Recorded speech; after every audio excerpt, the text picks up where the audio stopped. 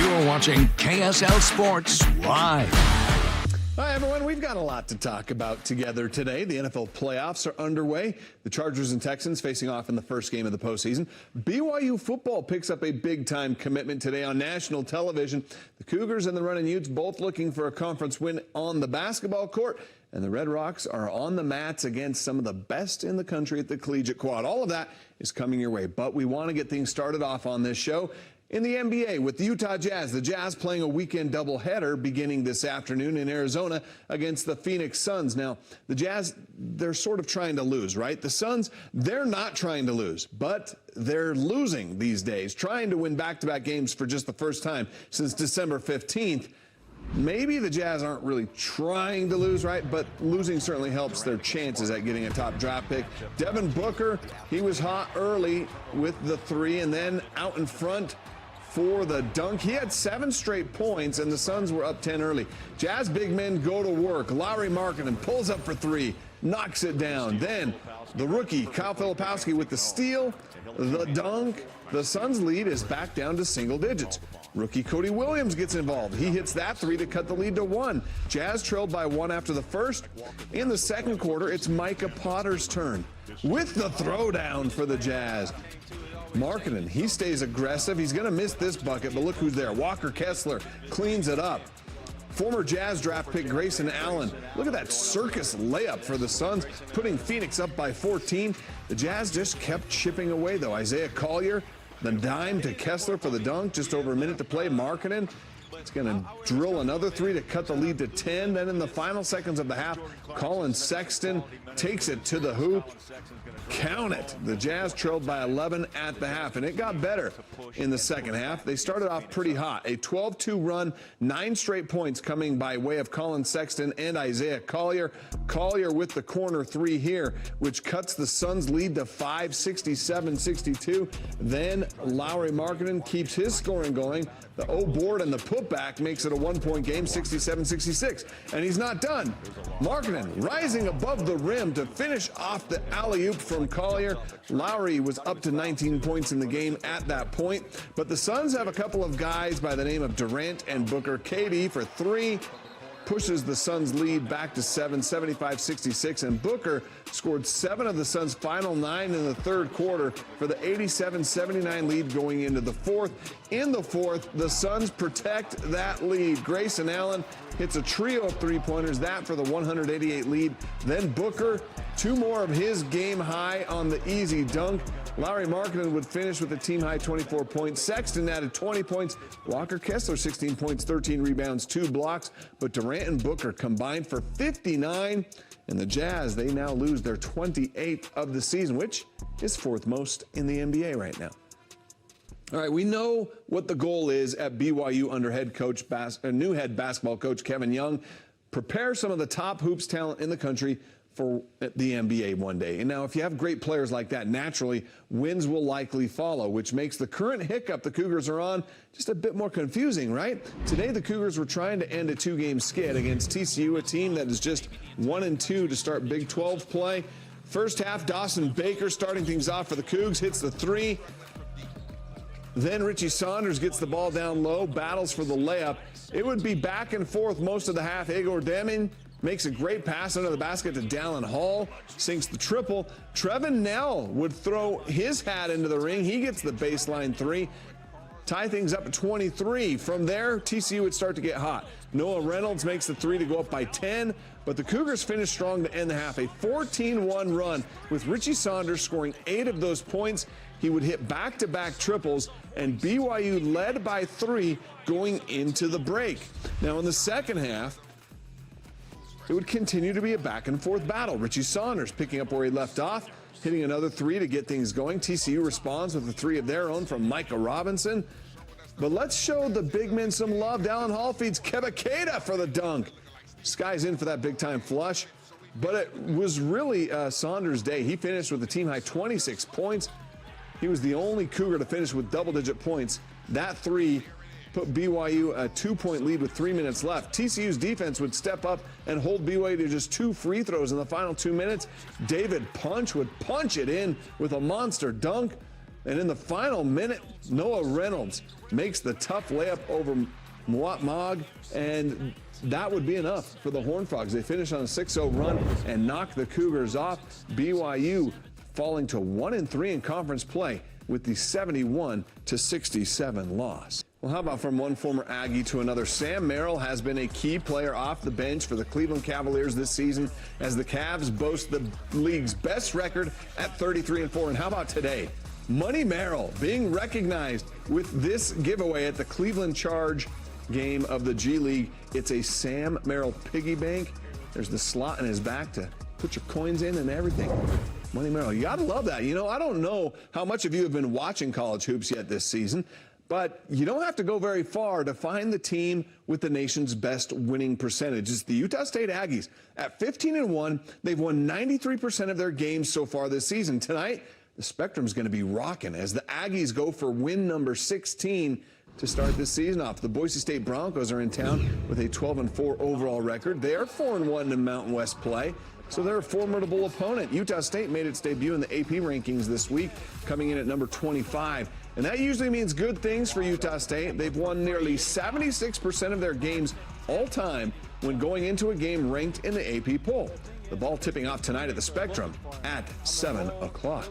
How about already in the books today in the Mountain West? New Mexico taking on San Diego State at the Pit. New Mexico started off hot thanks to back-to-back three-pointers from True Washington. The Lobos jumped quickly to a 10-point lead. From there, the Lobos, they just kept the foot on the gas. Nelly Jr. Joseph throws it down. And the nail in the coffin was this. Donovan Dent with 2 straight layups. The Lobos win by 14 over the Aztecs to remain undefeated in Mountain West play as well. In the ACC, Duke was taking on Notre Dame, or should I say Cooper Flagg taking on Notre Dame. He was dominant in this game from start to finish. He hits the open 3, and from there, the scoring avalanche began. How about this baseline? Another 3. He would hit back-to-back 3s, shooting 4 of 6 from three-point range. Oh my goodness, in the second half, he soars in for the rim-rocking dunk. Flagg finished with an ACC and Duke freshman record, 42 points. Will he wear a Jazz uniform next year? Duke wins 86-78. They're now 6-0 in ACC play. Bjugstad with a bomb, save made, rebound comes into the corner. Barrett Hayton there to gather it. He throws it in, they score! Barrett Hayton with 1:32 left to go in the third gives Utah a 2-1 lead. What a finish last night at Delta Center. You know, it took until the final 90 seconds of the game, but the Utah Hockey Club, they got it done last night against the San Jose Sharks, thanks to that Barrett Hayton goal that you just saw. The second latest go-ahead goal for Utah hockey this season. It was Utah's first win at home since an overtime win against the Canucks back on December 18th. No time to bask in the glow of that game, though. Utah's right back on home ice tonight against the New York Islanders. The 6th time this season the hockey club has played in back-to-back games. How have they fared in those? Well, Utah's 2-3-0, I should say, in the second of those back-to-backs so far this season. They'll be getting some help in the net tonight. Starting for Utah will be Connor Ingram, his first start since November 18th. Ingram missed 22 games with what the team said was an upper body injury. Ingram was recalled to the hockey club on Friday after starting for Tucson on Thursday night. And when he reported back to Utah, he told us that the real reason why he was out so long was because he was taking some time to grieve after his mother got sick and then passed away. Utah has a result in 9 out of 13 games this season that Ingram has started. He led the league last year with 6 shutouts. Well, the Runnin' Utes are getting a rough introduction to Big 12 basketball so far this season. Can they find their first win in conference play today? We'll show you how they're doing so far. And the Red Rocks getting the season started off against the best gymnastics teams in the country. How would Utah look today on the mats? We'll show you.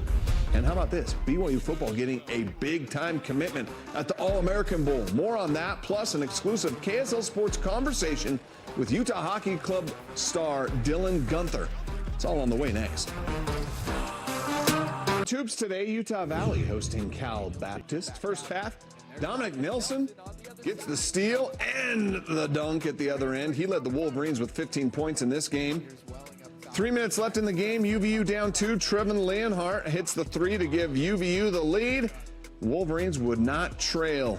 Utah Valley now 3-0 in WAC play with the 6-point win. The Running Utes still looking for their first win in Big 12. That game is still going on right now. The Utes had an 11-point lead at the half. It's grown. It's 45-28, the lead in the second half. The 22nd ranked Utah women's basketball team hosting, or actually, yeah, they were hosting Houston today. Third quarter at the Huntsman Center. Utes up 5. Maya Torrey backs her.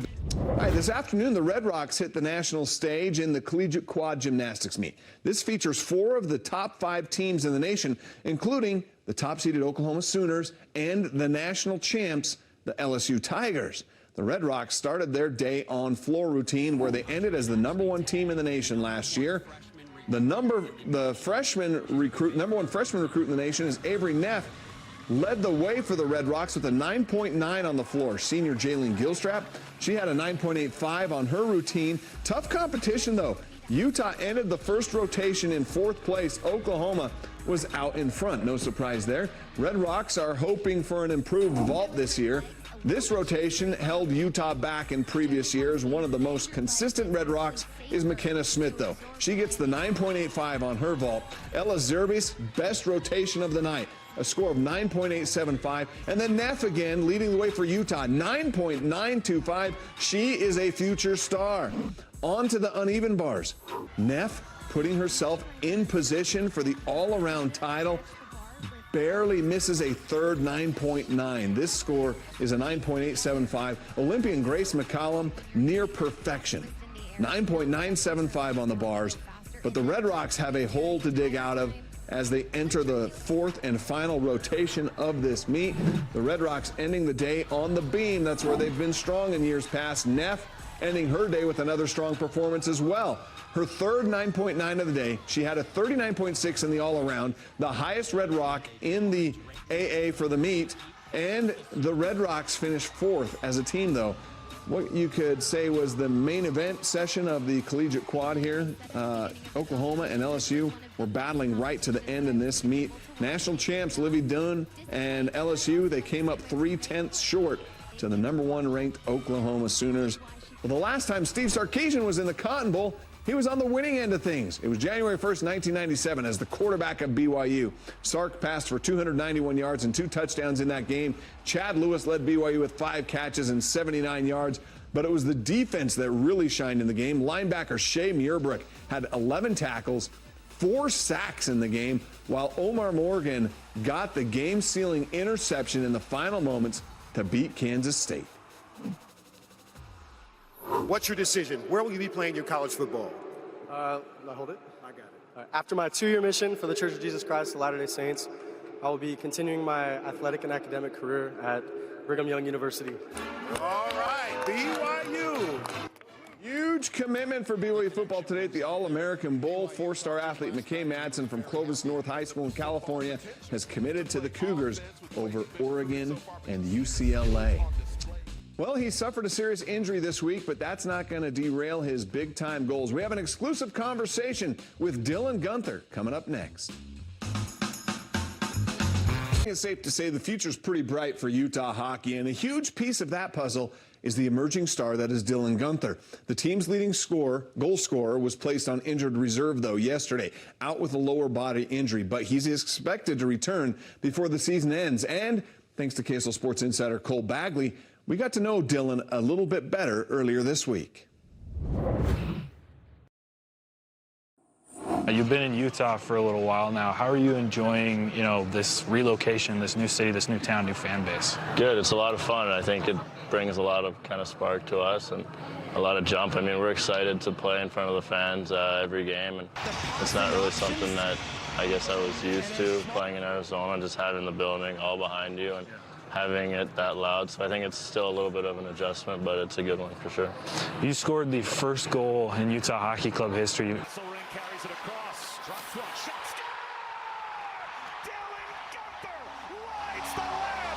You've now had some time to reflect on that. What did that mean to be such a critical part of history? Yeah, it's pretty cool. I guess you don't really think anything of it until after, but I'll never forget kind of just how loud that game was. I mean, coming onto the ice, you know, the first goal, the celebration after the win, the introductions, I think everything was just super wholesome, and you know, we're really excited that we get to bring hockey here. Do you have a specific go-to celly after you score a goal? I mean, you are leading the team in goals so far, so. Yeah, I mean, I try to hit a decent celly every time, but I like to go down on like one knee and give it a little pump. That's pretty good. Yeah. So being here at the center, there's a lot of number 11s out there in the crowd. Is it weird to see people wearing your name and number on their back? You know, how does that kind of make you feel? I mean, pretty cool. I mean, I had a lot of jerseys growing up and wore a lot of guys, and to kind of be that to somebody else is it's pretty special and something that I don't really take for granted. So I'm super grateful for that, and just try to be the best role model I can be. Last one for you. Do you have any sort of, you know, message to the fans, you know, how much you've appreciated, you know, what they've done, or, you know, kind of, you know, how do you guys anticipate finishing out? There's still a lot of hockey to be played, but you're nearing that midway point.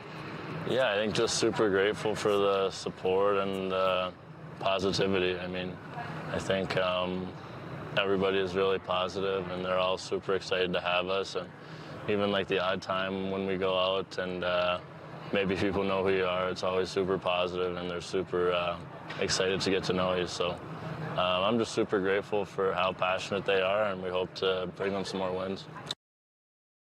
Or not, next week, Real Salt Lake begins training camp in preparation for the upcoming season. It feels like their season just ended just a few weeks ago, right? Well, when camp begins, star forward Chicho Arango, he's not going to be there. According to reports, RSL has traded Chicho to the San Jose Earthquakes. In exchange, they'll be receiving $1.5 million and an international roster spot.